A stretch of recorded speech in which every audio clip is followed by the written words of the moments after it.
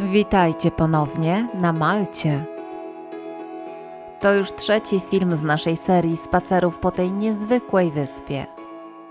Po 2 spacerach po Valetcie, tym razem zabieramy Was do miejsca zupełnie innego w klimacie. Bardziej cichego, bardziej kamiennego i jeszcze mocniej zanurzonego w historii. Jeśli lubicie takie spokojne, narracyjne spacery po miejscach pełnych opowieści, nie zapomnijcie zasubskrybować naszego kanału i zostańcie z nami na kolejne trasy. A jak zawsze, mapę tego spaceru oraz trasy naszych innych filmów znajdziecie na naszej stronie European Ribbon. Link czeka również w opisie. Dziś ruszamy do Mdiny i Rabatu, 2 miejscowości, które leżą tuż obok siebie, ale opowiadają trochę inną historię Malty. Ruszajmy więc na kolejny spacer.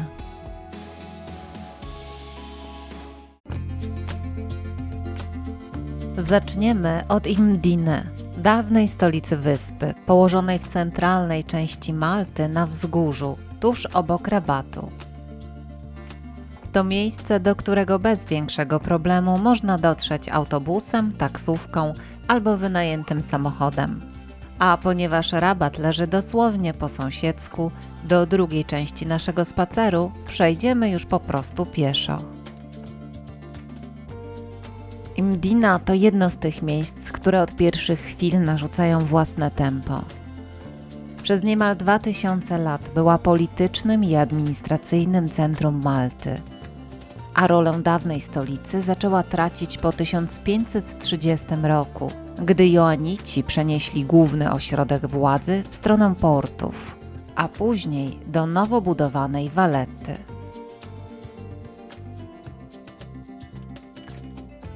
Nazywano ją Città Notabile, czyli szlachetnym miastem, bo to właśnie tutaj przez długi czas skupiało się życie maltańskiej szlachty i elit.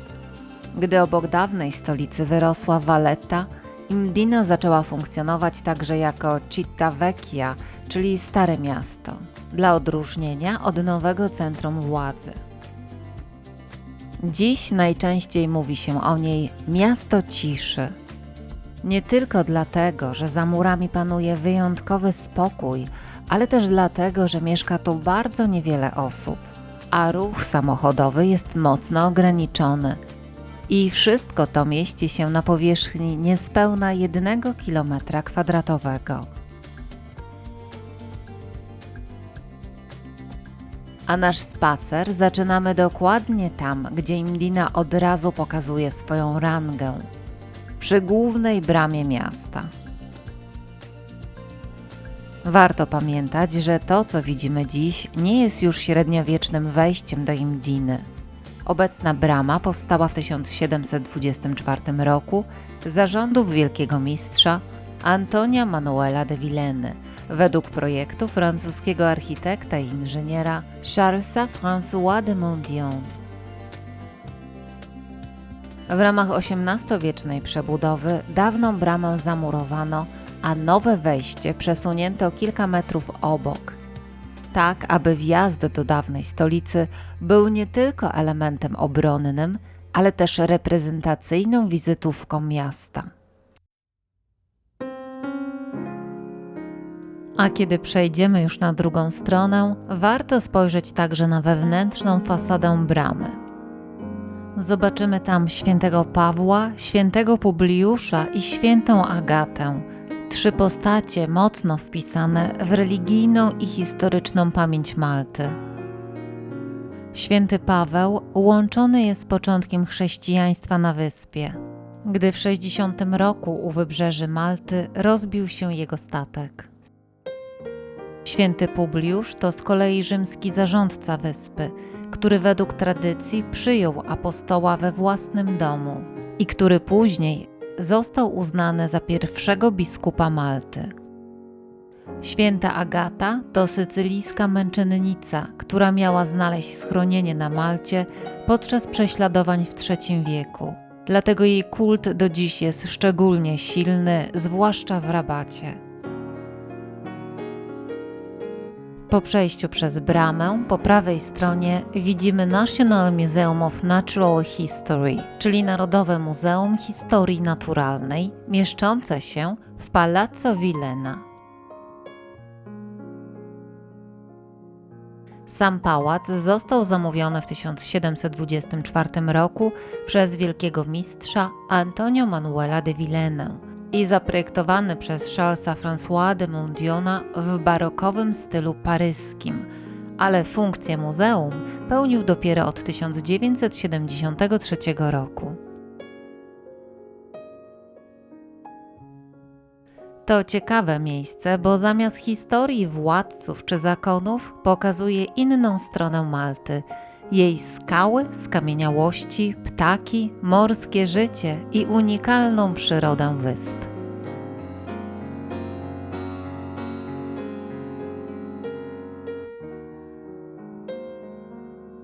A naprzeciwko bramy widzimy St. Peter's Monastery Museum, część klasztoru świętego Piotra założonego jeszcze w 1455 roku. To najstarszy żeński klasztor na Malcie, który przez wieki pozostał w tym samym miejscu. A od 2023 roku fragment tego zamkniętego świata można zwiedzać także jako muzeum.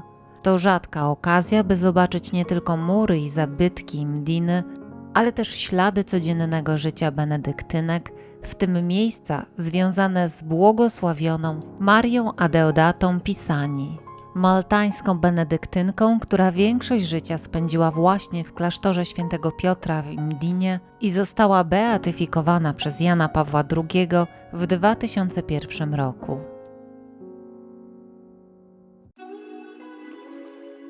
Obok znajduje się też Herald's Loggia, skąd miejski herald ogłaszał mieszkańcom nowe przepisy, opłaty i ważne decyzje władz.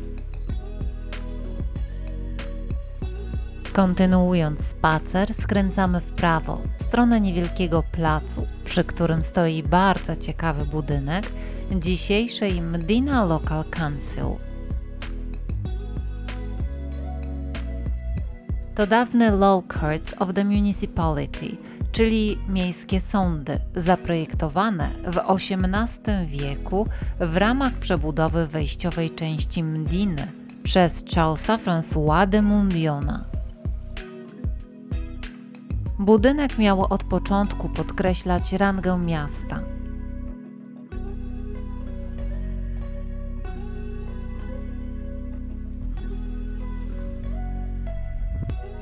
Fasada jest surowa, ale bardzo reprezentacyjna, z dużym portalem wejściowym, balkonem nad drzwiami i dwiema alegorycznymi figurami miłosierdzia i sprawiedliwości.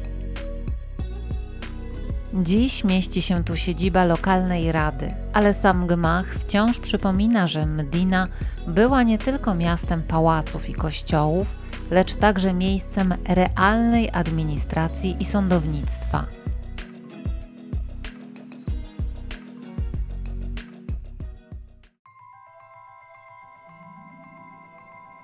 Chodźmy dalej do Piazza Talarcisców, czyli placu arcybiskupa.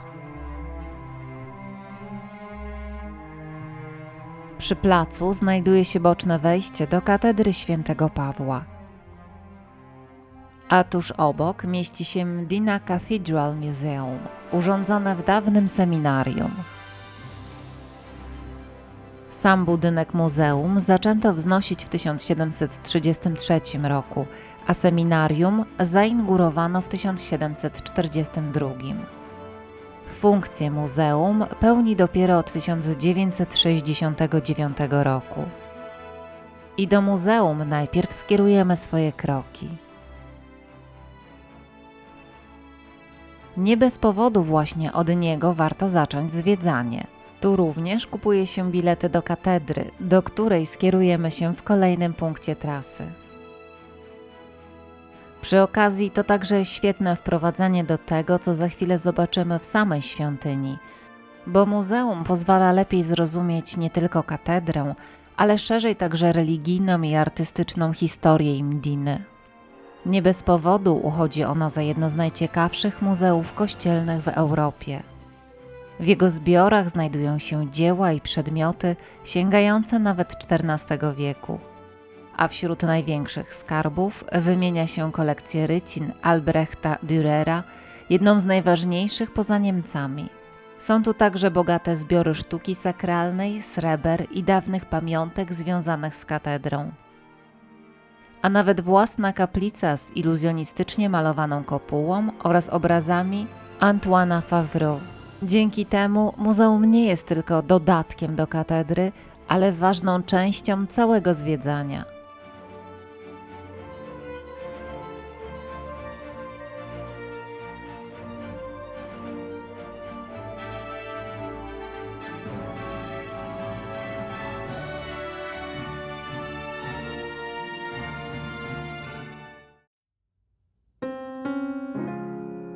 Po wizycie w muzeum przechodzimy już do samej katedry Świętego Pawła, jednego z najważniejszych kościołów na Malcie. To świątynia o bardzo długiej historii. Najstarsze źródłowe wzmianki o katedrze w tym miejscu pochodzą z 1299 roku. Ale obecny budynek jest już barokową odbudową po wielkim trzęsieniu ziemi z 1693 roku, które dotknęło Sycylię i Maltę. Co ciekawe, decyzję o odbudowie podjęto bardzo szybko, a w ciągu około dekady w miejscu zniszczonej świątyni stanęła nowa katedra. Według projektu Lorenza Gaffa, maltańskiego architekta, uznawanego za jednego z najważniejszych twórców baroku na Wyspach i autora wielu kościołów na Malcie i Gozo. Z zewnątrz świątynia nie jest przesadnie dekoracyjna. Środkowa część delikatnie wysuwa się do przodu. Nad całością wznosi się trójkątny fronton z krzyżem, a wysoko ponad miastem dominuje kopuła. Nad wejściem widać 3 herby: miasta Indiny, biskupa Davida Coco Palmiriego i wielkiego mistrza Ramona Perejosa i Rocafula. Zwróćcie też uwagę na 2 zegary na fasadzie.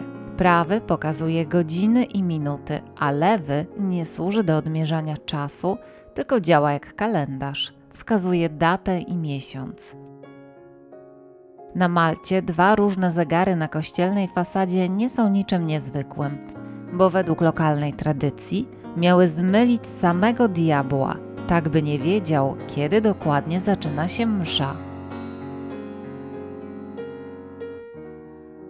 Wnętrze katedry Świętego Pawła robi wspaniałe wrażenie. Już sama posadzka przyciąga uwagę, bo podobnie jak w słynnej konkatedrze Świętego Jana w Valetcie, także tutaj dużą część wnętrza pokrywają marmurowe płyty nagrobne i tablice pamiątkowe.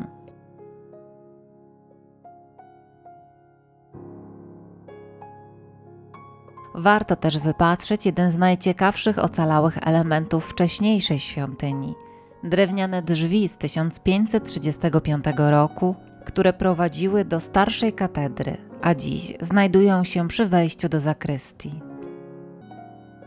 Natomiast w kaplicy Najświętszego Sakramentu warto zatrzymać się na chwilę przy ikonie Maryi z Dzieciątkiem, jednym z najbardziej czczonych wizerunków w tym wnętrzu.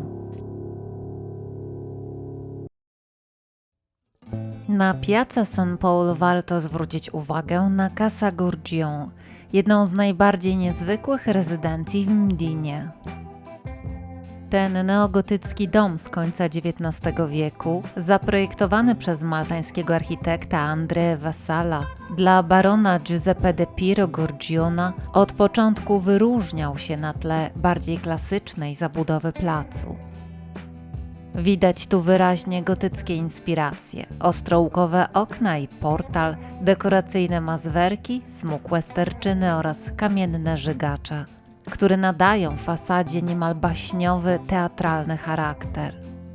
Nad budynkiem widnieje także herb z łacińskim napisem Gens Hospita Regum, które można rozumieć jako ród goszczący królów. Motto dobrze oddające ambicje i prestiż właścicieli tej rezydencji. Kiedy dom powstał, budził spore emocje, bo jego styl mocno kontrastował z otaczającą architekturą, ale dziś uchodzi za jeden z najbardziej charakterystycznych i najczęściej fotografowanych budynków miasta.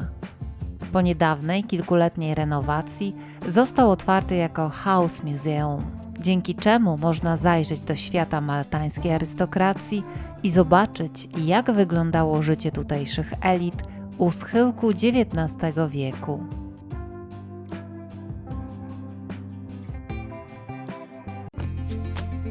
Idziemy dalej ulicą Trig Villageignon, jedną z głównych osi Mdiny. Sama nazwa tej ulicy przypomina o Nicolasie Durandzie de Villageignon, rycerzu zakonu świętego Jana, który bronił Mdiny przed Turkami w 1561 roku. Po drodze mijamy Capella da San Rocco, czyli kaplicę świętego Rocha, znaną też jako Kościół Matki Bożej Światłości. To miejsce ma bardzo długą historię, bo wcześniej stała tu jeszcze starsza kaplica pod wezwaniem Świętego Krzyża, wzmiankowana już w 1398 roku. A nieco dalej uwagę zwraca kościół The Annunciation of Our Lady, czyli karmelitański kościół zwiastowania. Obecna świątynia pochodzi z XVII wieku i powstała wraz z klasztorem karmelitów, którzy otrzymali zgodę, by ulokować swój zespół właśnie w obrębie murów Mdiny ze względów bezpieczeństwa.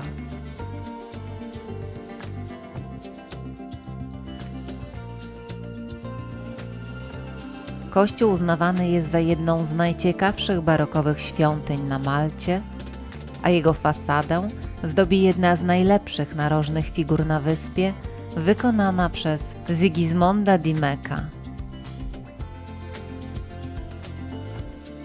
Dalej dochodzimy do Palazzo Falson, jednego z najstarszych i najbardziej charakterystycznych domów w Mdinie. Pałac powstał już na początku XIII wieku na miejscu starszej budowli obronnej zwanej La Rocca, która istniała tu jeszcze w okresie arabskim. Co ciekawe, właśnie tutaj w 1531 roku zatrzymał się na krótko pierwszy wielki mistrz Malty, Philippe Villiers de l'Isle-Adam. Do dziś działa tu muzeum-dom, ale sam budynek nadal pozwala poczuć, jak średniowieczna i wczesno-nowożytna Mdina przenikała się z życiem jej elit. Jeśli macie chwilę, to właśnie tutaj warto spojrzeć także nieco wyżej, na Rooftop Gustav Café. Mieści się ona pośród dachów Palazzo Falson i reklamowana jest jako najwyżej położona kawiarnia na Malcie. To jedno z tych miejsc, gdzie można na moment przystanąć i po prostu nacieszyć się widokiem, bo panorama stąd naprawdę robi wrażenie.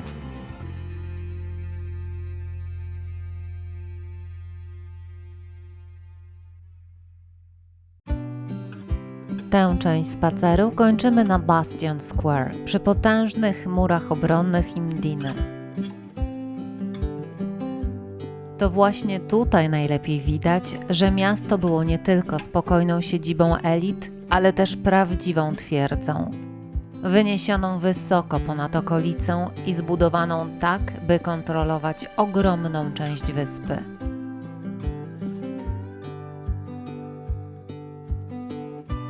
Z bastionów rozciąga się panorama obejmująca niemal 2/3 Malty. Warto spojrzeć też w dal, bo w panoramie można wypatrzyć Mostę z jej charakterystyczną kopułą. To właśnie tam stoi słynna bazylika znana z niezwykłej historii z 1942 roku. Podczas wojny bomba przebiła kopułę, wpadła do wnętrza kościoła i nie wybuchła. Dziś Mosta pamiętana jest nie tylko dzięki swojej monumentalnej rotundzie, ale też właśnie dzięki tej historii, którą wielu Maltańczyków do dziś uważa za cud.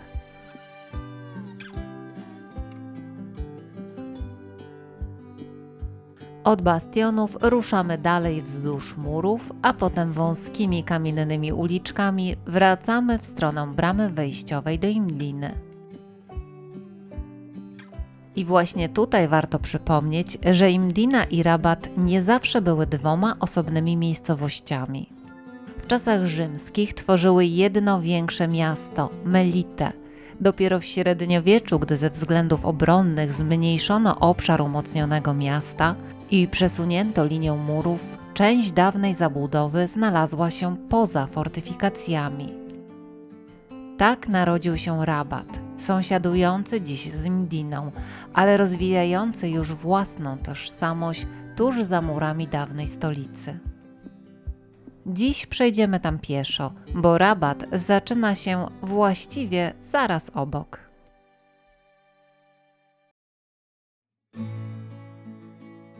A po drodze mijamy niezwykły Casino Notabile. Niewielki, ale bardzo efektowny budynek na szczycie wzgórza. Powstał pod koniec XIX wieku jako ekskluzywny klub dla miejscowych elit z Imdiny i Rabatu. Jego ozdobna, dość teatralna architektura od razu przykuwa wzrok i dobrze pokazuje, że nawet poza murami dawnej stolicy tworzono miejsca związane z życiem towarzyskim i prestiżem. Budynek bywał też nazywany Point de Vue, czyli po prostu punktem widokowym. Zaś sama nazwa Notabile nawiązuje do dawnego określenia Imdiny. Città Notabile, czyli szlachetnego miasta.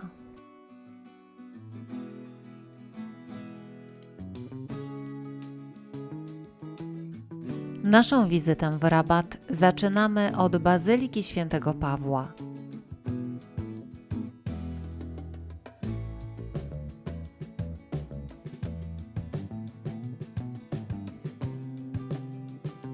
Miejsca szczególnego, bo stoi ono nad grotą, w której według miejscowej tradycji apostoł Paweł miał przebywać przez 3 miesiące po rozbiciu statku u wybrzeży Malty około 60 roku naszej ery. Obecna świątynia ma barokową formę i została ukończona w 1683 roku, zastępując wcześniejszy kościół z XVI wieku.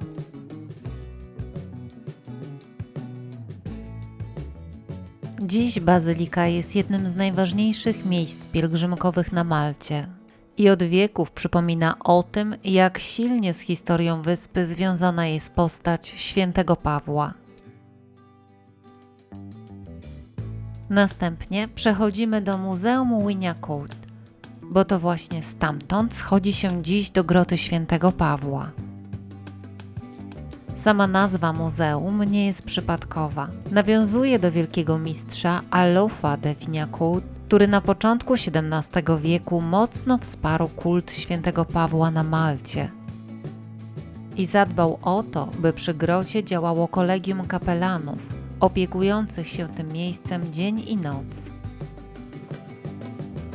Dzisiejsze muzeum mieści się w dawnym barokowym domu tych właśnie kapelanów. Budynek ukończono w 1749 roku, ale jego sens i funkcja sięgają znacznie wcześniej, pauliańskiej tradycji tego miejsca.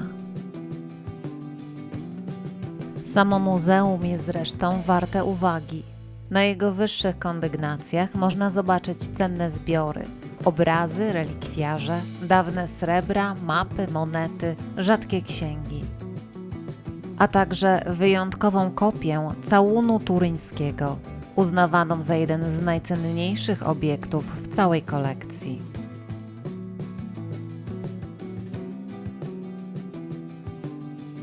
Wśród eksponatów są również dzieła takich artystów jak Mattia Pretti i Antoine Favre. I najważniejsze, schodzimy pod ziemię, gdzie trafiamy do jednego z najbardziej czczonych miejsc na Malcie. Według lokalnej tradycji to właśnie ta grota miała być schronieniem świętego Pawła podczas jego pobytu na wyspie. Dlatego od wieków uchodzi za symbol początku chrześcijaństwa na Malcie. Co ciekawe, zanim rozwinął się późniejszy kompleks bazyliki i muzeum, sama grota pełniła funkcję pierwszego kościoła parafialnego Rabatu. Na tym jednak podziemna historia tego miejsca się nie kończy. Oprócz groty świętego Pawła znajdują się tu także katakumby i hipogea, związane z dawną rzymską nekropolią, oraz schrony z czasów II wojny światowej, w których podczas nalotów ukrywali się mieszkańcy Rabatu. To właśnie tutaj dobrze widać jeszcze jedną ważną warstwę historii Rabatu, bo cała okolica słynie z podziemnych nekropolii i katakumb. Były to przede wszystkim miejsca pochówku, zakładane poza murami dawnego miasta Melite, ponieważ rzymskie prawo nie pozwalało grzebać zmarłych wewnątrz obszaru miejskiego. W Rabacie znajduje się ich naprawdę dużo, ale najsłynniejsze są katakumby świętego Pawła. Największy klasyczny zespół grobowy na Malcie i zarazem najwcześniejsze oraz największe archeologiczne świadectwo chrześcijaństwa na wyspie.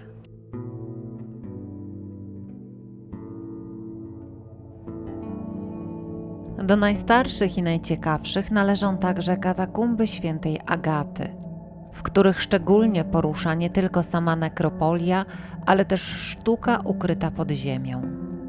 Kryptę zdobią wyjątkowe freski z XII wieku, a późniejsze malowidła z 1480 roku przypisywane są Salvatoremu de Antonio. Całość dopełnia labirynt grobów i wykutych w skale komór, a także agape tables, kamienne stoły związane z dawnymi ucztami żałobnymi. Najstarsze partie tego podziemnego kompleksu sięgają II i III wieku naszej ery. Właśnie dlatego warto zajrzeć do takich miejsc, bo to prawdziwy unikat. Pod ziemią spotyka się tu historia rzymska, wczesnochrześcijańska i lokalna tradycja Malty. Nieprzypadkowo maltańskie katakumby bywają uznawane za jedne z najważniejszych chrześcijańskich zespołów tego typu poza Rzymem.